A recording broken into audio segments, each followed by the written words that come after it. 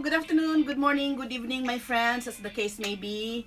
Today, we are going to make a beautiful dessert or cake that you had been requesting in my Facebook page.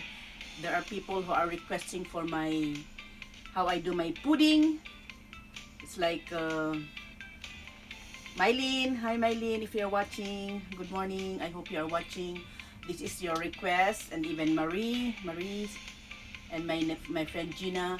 This is your request. I'm gonna make it here na lang sa YouTube para minsana na lang. And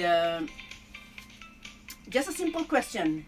If you have bread that you do not like, or you do not like it to expire, don't like it to get stale, you just make it into a pudding, and for sure your kids and even you and your husband and the entire family will gobble up the whole pudding. So, eto na po tayo to start the beginning. Wag na po tayong magpaligoy-ligoy pa. We just need bread. Eto po, malapit na po itong mag-expire. November 01 na. Actually, what is today? Today is November 1st na. We just need bread. Normally, if I make graham cake and I take out the brown parts, yun po ang ginagawa kong pudding. I just, when I remove the brown part, the edges, I set those aside and I keep it in the freezer. Pag na-accumulate na, then I can make it into a pudding. And then we just need condensed milk. We won't be needing the whole thing. Half a can lang po. And then we have vanilla. And we have lemon, my favorite lemon. And we have 5 eggs. And for the caramel, I'm going to make my pudding with caramel. We'll just be needing half a cup of white sugar and just a little 1 tablespoon of water. So to begin, we'll just be needing this. We just whisk 5 eggs. Oh, I almost forgot. We will be needing also 1 cup of water. We'll just be diluting it with the condensed milk. Dilute. If you want to mix liquid with liquid, that's dilute. But if you're going to mix solid with liquid, that is dissolve. Dissolve po pag magmi-mix tayo ng powder and liquid. But if you're going to make the mix liquid and liquid, then it's called dilute. So we're gonna dilute. So ito, i-whisk lang po natin ito. We just dilute half a can of condensed milk with 1 cup of water. Oops. Okay na po yan. This is our bread. Malinis po ang aking kamay. I washed my hands yesterday, as I always say.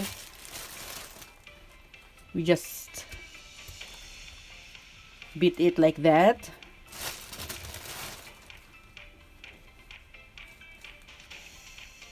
Medyo mabango pa naman. Okay pa itong makain. Still okay to eat.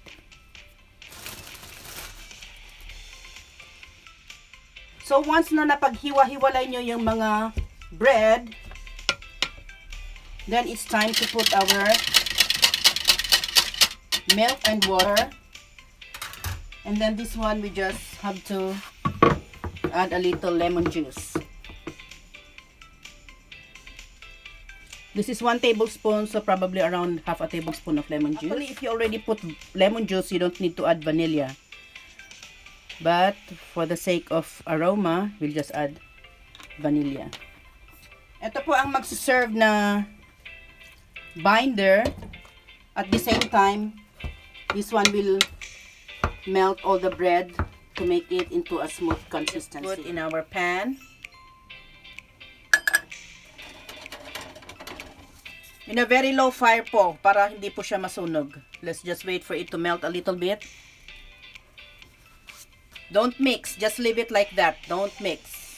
So after 3 minutes, when you notice that it's already starting to be liquidy around, at this point, after another 3 minutes, this is the result now. It's already melted talaga. And just keep on mixing and mixing. Be sure not to make it too brown or black. Don't let it burn. Okay, so this is the time too that we just add 1 tablespoon of water. Yun. And at this point, switch off the fire. Okay na po ito. And you just add it to your pan. Tanggalin nyo na po sa fire, sa pan, kasi if you leave it there, because of the heat from the pan, it might get burned. So just transfer it in your pan. And scatter it like that.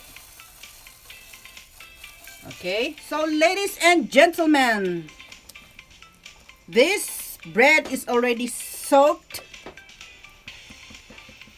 Pwede na itong ilagay sa ating pan. It's now ready to go into our pan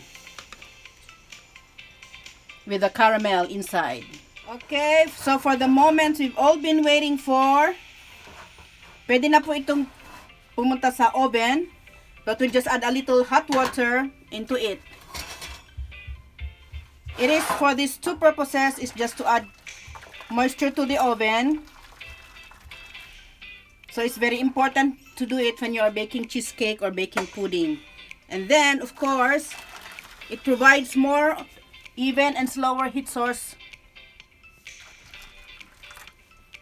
than the direct heat of the oven. Kaya your cheesecake or your pudding will not crack. So this will go into the oven for 350 degrees for 30 to 45 minutes.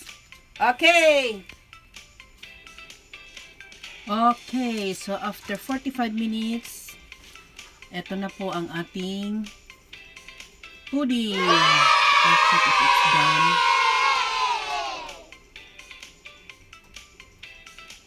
Clean na siya, dry. So this is ready na po. Let's just wait for it to cool down a little bit and then let's transfer it in a plate. So now let's have a taste of this. It looks a little bit like leche flan.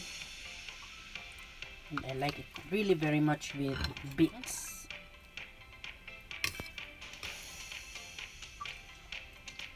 Oh my gosh. It's so yummy.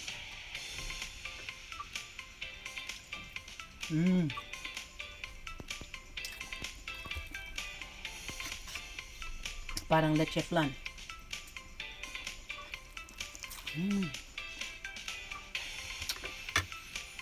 Guys, it's so yummy. It's not so sweet. And it's so very good with beets. Try nyo rin gawin, guys. For sure you will like it.